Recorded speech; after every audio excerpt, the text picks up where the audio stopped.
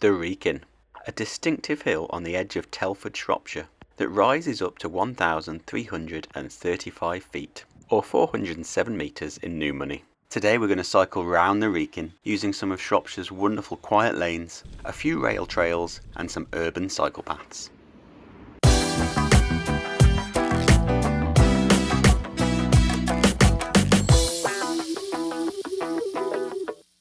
We're starting the ride on Route 55 of the National Cycle Network in Muxton, Telford, mainly because I live about 30 seconds from this point, but obviously with this being a loop, you're able to start from wherever you want.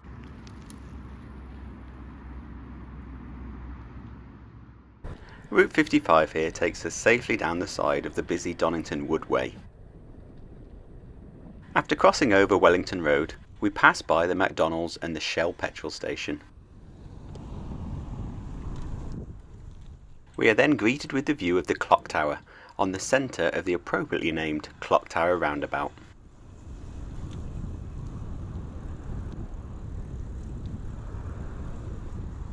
This clock tower was originally erected in 1879 and stood proud on top of the Walker Foundry offices. The foundry buildings are around now what is Kingsley Drive, with the foundry yard being located where the Shell garage is today.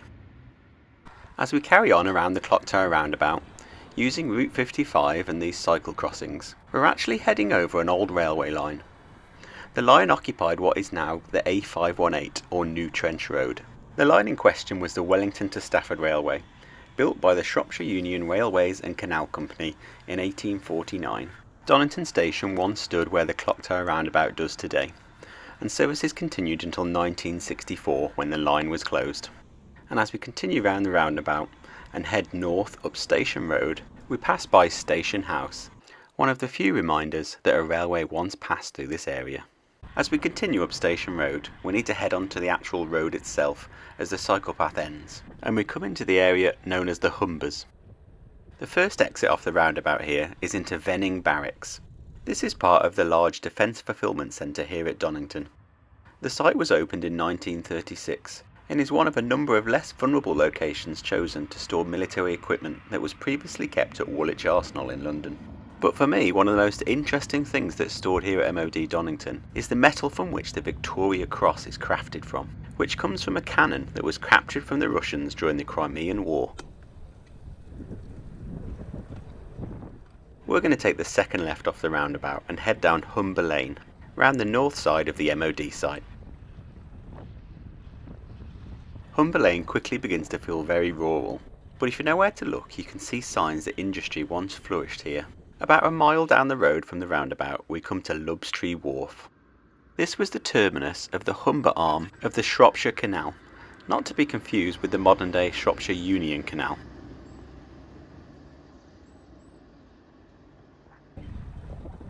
We're now going to carry on down Humber Lane until we get to Preston on the Weald Moors. On the way, passing by Who Zoo, which recently gained some notoriety after the escape of Cinnamon the capybara. However, she has now successfully been recaptured, so we don't have to worry about any large rodents on the road here. At Preston on the Weald Moors, we're going to take a right turn and head into the village. We'll then take a left turn at the red phone box and head down Wappenshaw Lane. This lane takes us out of the village of Preston on the Weald Moors and quickly begins to feel very rural, even though we're still relatively close to the town of Telford.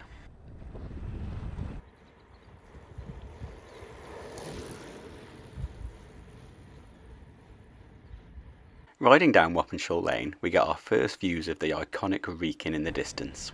Round the Wrekin, or all around the Wrekin, is a common phrase in the West Midlands, and it means taking the long way round. It's quick going round the Wrekin, it's over. Once in the hamlet of Wappenshaw, we again cross paths with the abandoned Shropshire Canal. Here we come to what is known as Wappenshaw Junction. This was an important spot on the canal, which was abandoned in 1944. Here, hidden behind this postbox and these parked cars, we find what was clearly a canal bridge. This was the main line of the Shropshire Canal, which led from Shrewsbury down to Coalport on the River Severn.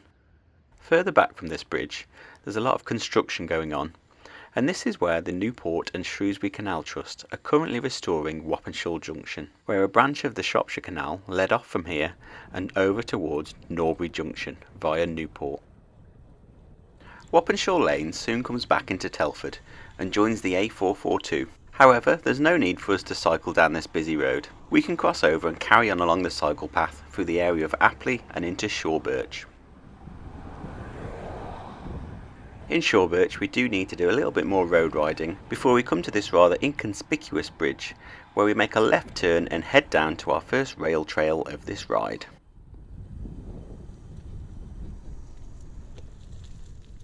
This was once the rail line that ran between Wellington and Market Drayton.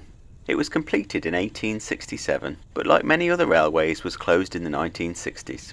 Today a section of the line from Wellington down to Bratton on the edge of Telford has been turned into this great walking and cycling path with a lovely tarmac surface.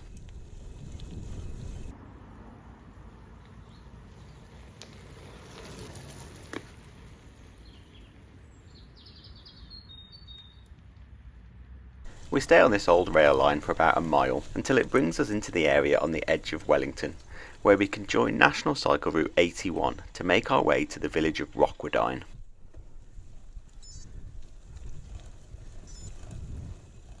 This quiet lane takes us under the main Shrewsbury to Birmingham rail line, before heading slightly uphill and into the village of Wrekin. The first mention of this village was in 1086 in the Domesday Book, and the name literally means homestead by the Wrekin. There's a number of historical buildings in Wrekin, including the old almshouse which is in front of us now. At this junction we're going to take a left and leave National Cycle Network Route 81, heading south through the more modern end of Wrekin village. The road gently climbs out of Wrekin until we come to the top of the hill where there's some fantastic views of the Wrekin to the south. Geologists will tell you that even though the Wrekin looks like a volcano from certain angles, it was never actually a volcano, although it was formed from volcanic activity. However, us locals in Shropshire know better. The Wrekin was actually formed by a Welsh giant who took a spadeful of dirt with the intention of damming the River Severn and flooding Shrewsbury. He was tricked along the way into dumping his dirt here, just outside what is now the town of Telford. About 1 mile from Wrekin, we cross over what was a Roman road, and then became part of the A5 between London and Holyhead. Over the road you can see the old toll house that was built during improvements to the A5 by Thomas Telford in the 1830s. We have a slight dogleg to contend with here, as the lane was realigned when the modern A5 was built between Telford and Shrewsbury. And not far after we turn left down this lane, we cross over the A5. Heading east, the A5 essentially turns into the M54 and continues east to join the M6 just north of Birmingham at junction 10A. Heading west, the road continues towards Shrewsbury and onwards into Wales and its final destination of Holyhead.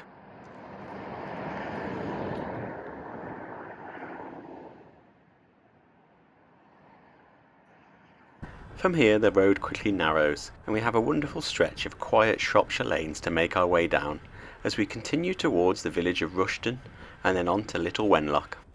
We pass through a couple of small hamlets and pass a few farm buildings and get great views of the Wrekin as we make our way around the west side of the hill. Just before we get to the village of Rushton, we take a left turn, signposted towards Neaves Castle and Little Wenlock. And don't worry about getting lost, I've left the Komoot and Garmin Connect links to the route in the video description. And if you want to say thank you for those, you can buy me a beer via the link in the description also. And if you're enjoying this video, please do help to keep the channel on track by subscribing. It's completely free and makes a massive difference. The riding around here is absolutely fantastic. These lanes are very quiet and we get fantastic views of the Wrekin as we continue on our route around the Wrekin. The Wrekin is such a Shropshire icon that it is said that you're not a true Shropshire resident until you've climbed this hill. Fortunately, this was something I did at a very young age. The TV and radio transmitter was added to the top of the hill in 1975 after considerable objections from the local population. However, with me being born most definitely after 1975, it's all I've ever known, and I think I'd find it quite strange with the transmitter not being there, especially at night when you get the familiar red flashes from the top.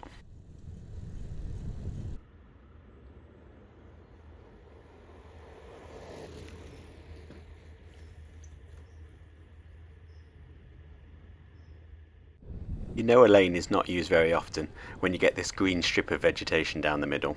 And with woodland to the left of me and farmland to the right of me, this really is a wonderful place to cycle. We soon need to make a left turn and join National Cycle Network Route 45 as we make our way towards Little Wenlock. From here to Little Wenlock it is quite a climb, and this is the steepest and longest climb of this ride. It had rained quite a bit the few days before I did this ride, so there was a lot of standing water about, some of which ended up on the GoPro lens. But even in dry conditions, some of this lane really doesn't have a great surface, and I'm really happy that I'm on my gravel bike at this point. Although if you've watched my Shrewsbury to Hartleby video, you will know I have ridden this section on a road bike before. As we make our way up this climb, we can enjoy our final views of the Wrekin, as after Little Wenlock we drop down into Ironbridge Gorge and the Wrekin is hidden from view. With legs burning, we eventually make it into Little Wenlock, 720 feet above sea level, sitting under the Wrekin. Like Wrekin that we passed earlier, Little Wenlock was mentioned in the Domesday Book of 1086. The name Wenlock means Hope's Stronghold, and there's also a Much Wenlock not far from here, a few miles south over the other side of the River Severn. At the Huntsman Inn we take a right turn, head past the Church of St Lawrence and begin to make our descent down towards Coalport and Ironbridge Gorge.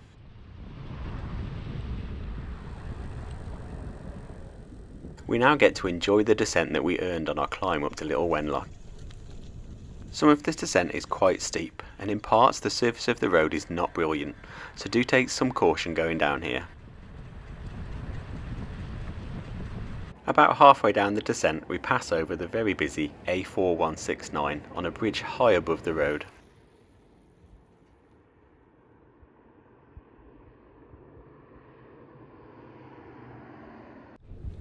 Coming down this section, we previously would have had views of the famous pink cooling towers of the Ironbridge Power Station. However, these were demolished in December 2019, 4 years after the power station stopped generating electricity.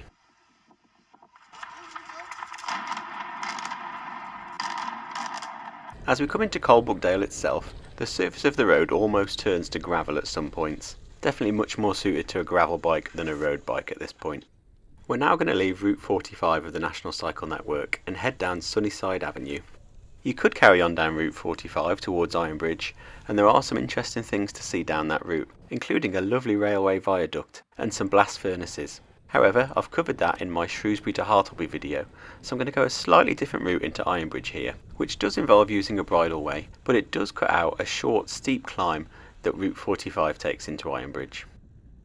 Now Sunnyside Avenue does have some dead end signs, but if we take a right turn at the bottom, this takes us onto a bridleway, which to be fair is probably better surfaced than some of the actual roads we've been on today. We then rejoin National Cycle Network Route 45 a little bit further down the hill, and from here it's a steep descent down to the bottom of Ironbridge Gorge. We pass under the power station railway line, which was used to bring coal and fuel to the power station while it was generating electricity. This was originally part of the line that ran up to Much Wenlock. Passenger traffic ended in 1951 and most goods traffic ended in the 1960s. However, the power station continued to use the line right up into 2015. At the bottom of the hill we take a left turn and continue to the centre of Ironbridge itself. We pass by the Museum of the Gorge on the right hand side, a distinctive Gothic style building that was originally a warehouse for storing goods before they could be shipped off down the River Severn, which now sits just to the right hand side of our route here. Soon the famous Ironbridge itself starts to come into view. This is the centre of the UNESCO World Heritage Site that was formed in Ironbridge Gorge in 1986. It was in Coalport that Abraham Darby discovered the industrial process of making iron, leading to this area being known as the birthplace of the Industrial Revolution. And in 1779, the iron produced at Coalport was used to create the first iron bridge in the world. Today this area is a pretty tourist trap, and it's hard to believe that not so long ago this was a hive of industry. There's plenty of cafes in Ironbridge, and I can highly recommend the Ironbridge pasty from Ely's famous pork pie shop. And fueled with that pasty and coffee, it's time to carry on our route, which heads over the Iron Bridge.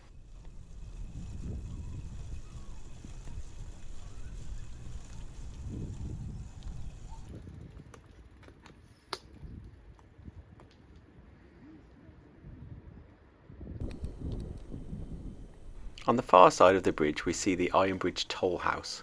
This now houses a small museum which is free to enter, so if you have the time it's worth having a look around. Our route now takes us left through the station yard car park, but I'm going to wander a little bit further up the road just to have a look at the old level crossing here, as after we pass through station yard car park we're actually going to join the original trackbed of the Severn Valley Railway for the second rail trail of this route. With this car park being called Station Yard Car Park, you might have guessed that this was where the Ironbridge station was, or actually what was known as Ironbridge and Broseley Station. The station closed in 1963, and it amazes me that in a relatively small time the landscape has changed so much here from how it looked previously. On the far side of Station Yard Car Park, we head onto a gravel track and continue along Route 45 of the National Cycle Network. This first section of the trackbed from Ironbridge towards Jackfield actually has a pretty good gravel surface, and it makes for nice riding, especially on a gravel bike. However, the further along we get towards Coalport, the muddier that the trackbed does get, so if you are riding this on a road bike, I would definitely avoid this section and carry on down the roads through Ironbridge Gorge. Bridges like this are always a dead giveaway that you're riding on an old railway line. And as I said earlier, this is the old Severn Valley Railway that ran from Shrewsbury to Hartlebury. I've done a video cycling the entire route, and I'll leave a link to that in the description of the video. The line was opened on the 1st of February 1862 by the West Midland Railway, which was absorbed into the Great Western Railway just a year later in 1863. The line was never a massive financial success, and as traffic dwindled in the 1960s, British Railways announced that it would be closed in 1962, a year before the infamous Beeching Report in 1963.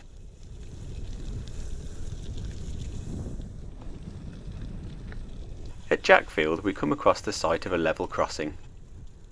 The crossing gates here were restored in 1999 by Telford Council, however I believe that the rails here aren't original. There's a very short section of road riding here as we head towards the centre of Jackfield. In what might be considered the centre of Jackfield, we find the Jackfield Tile Museum.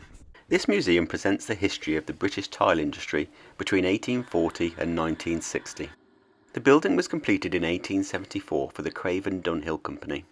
And despite a gap of manufacture here of about 50 years, Craven Dunhill moved back into the building in 2000 and still create decorative tiles there to this day. Most famously, tiles here were produced for the central lobby of the House of Commons, which was restored recently, with the final tile being laid in April 2021. The route of the road here, alongside the tile factory, was originally the route of the Severn Valley Railway. However, with the closure of the railway in 1963 and a lot of landslips affecting Jackfield, the road was realigned to take place of the railway. However, just after the factory, we do get to leave the road and head back onto a traffic-free rail trail, which will take us into Coalport.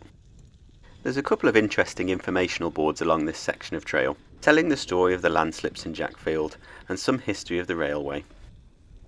And if you look closely, you might even find an original Great Western Railway boundary marker. The surface of the trail here is fantastic, a fine gravel surface which is rather firm, which makes for really nice cycling on a gravel bike. However, as we head into the more wooded sections, the rain over the last week has made for some very muddy patches.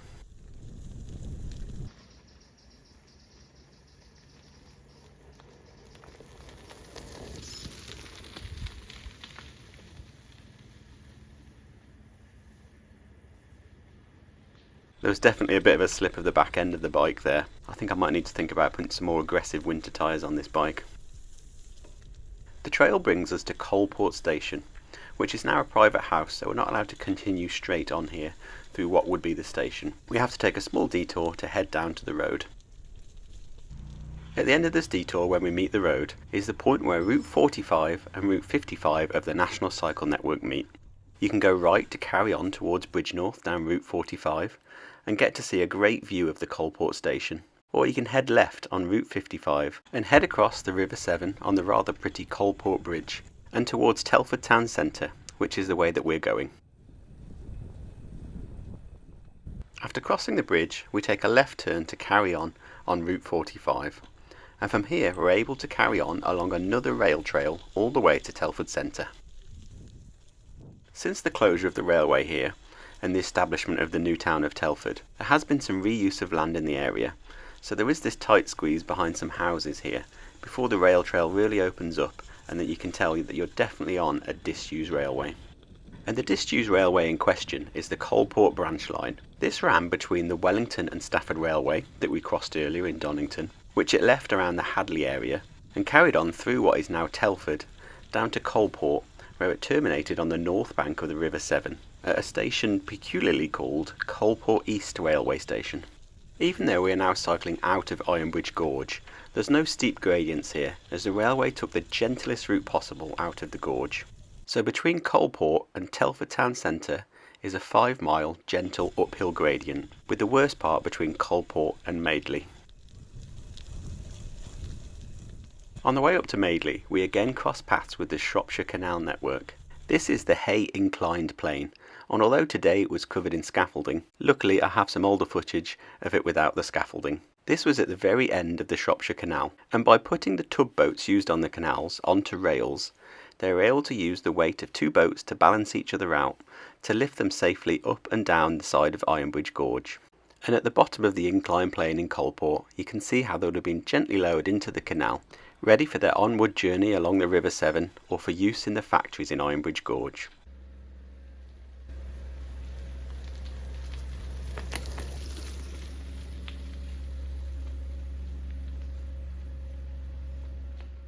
The Shropshire Canal began to fall out of use in the mid-1800s, and in 1858 the London and North Western Railway bought large parts of the canal and converted it into this very branch line that we're cycling now. Most of the route between Madeley and Telford Town Centre was the original route of the Shropshire Canal. Ironically, when the rail line closed in the 1960s, a large chunk of the old trackbed was converted to make the new A442 dual carriageway that runs between Telford Town Centre and Trench Lock. As we head up towards Madeley, we get to go through a small tunnel. This passes by the Bliss Hill Victorian Town Museum, and there's something just great about cycling through an old railway tunnel. The Telford Development Corporation used this tunnel to fit drainage pipes down to the River Severn, so the roof of the tunnel is much lower than it originally would have been, but I don't think that takes away from the joy of cycling through it. The route takes us along Leggs Way, which was built on top of the old rail line, before passing underneath it and bringing us to Madeley Market Station, which is, as far as I know, the only preserved station building on the Coalport Branch Line. It was opened in 1861, but closed to passengers in 1952. Between Madeley and Aqueduct, the path continues and is very well surfaced. However, we do leave the path of the original railway here for a short while, before rejoining it at Aqueduct. After passing through Aqueduct, which was named because there was a canal aqueduct there of the Shropshire Canal, we head into Telford Town Park and under Southall Road. As we approach the area of Sturchley, we head into a very deep cutting, which was originally a tunnel on the Shropshire Canal and was converted to a cutting when the railway was put in. After passing under Sturchley Lane, we come to Sturchley and Dorley Station, whose platform has been restored by Telford and Wrekin Council back in 2011. And at the southern end of the platform, there's a great information board with a photo of how the station looked back when it was open. Not far from Sturchley Station, Route 55 of the National Cycle Network takes a left turn and heads up towards Dark Lane to head into Telford Town Park.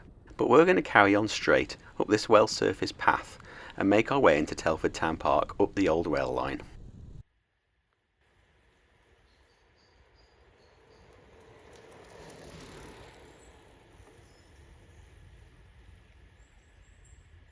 Do look out for prehistoric beasts as you make your way down this section. Welcome to Jurassic Park.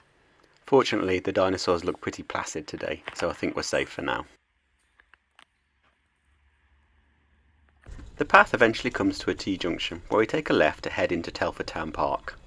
We then head around Telford Town Park and around Telford Town Centre, all on traffic-free cycle paths, again following the route of Route 55 of the National Cycle Network, which we'll be following to the completion of this ride.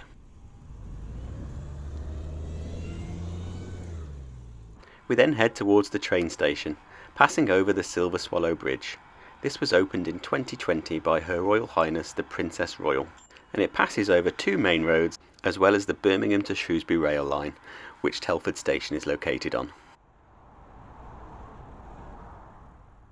From the train station we continue to follow Route 55 of the National Cycle Network as it makes its way across Telford, up the side of the M54 motorway, continuing to use traffic-free cycle paths. It crosses over the M54 motorway and heads into the Priorslee area of Telford, where it runs up the side of the A5. We cross paths with Route 81 of the National Cycle Network on the edge of St George's before we get to enjoy the descent down Red Hill Way.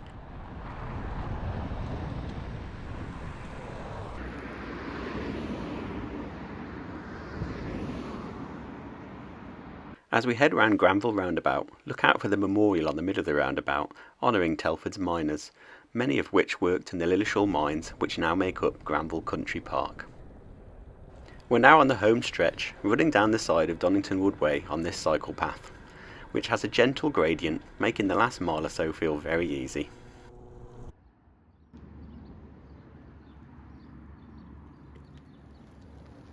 And that's it, we're back in Muxton, Telford, completing our 30-mile loop around the Wrekin. I hope you've enjoyed this video, and if you have, please consider subscribing to the channel. It's completely free and makes a massive difference. You can also give the video a like, and please feel free to ask me any questions in the comments. If you want to try this ride for yourself, the Komoot and Garmin Connect links are in the video description, and if you want to say thank you for those or for the video, you can buy me a beer via the link in the description also.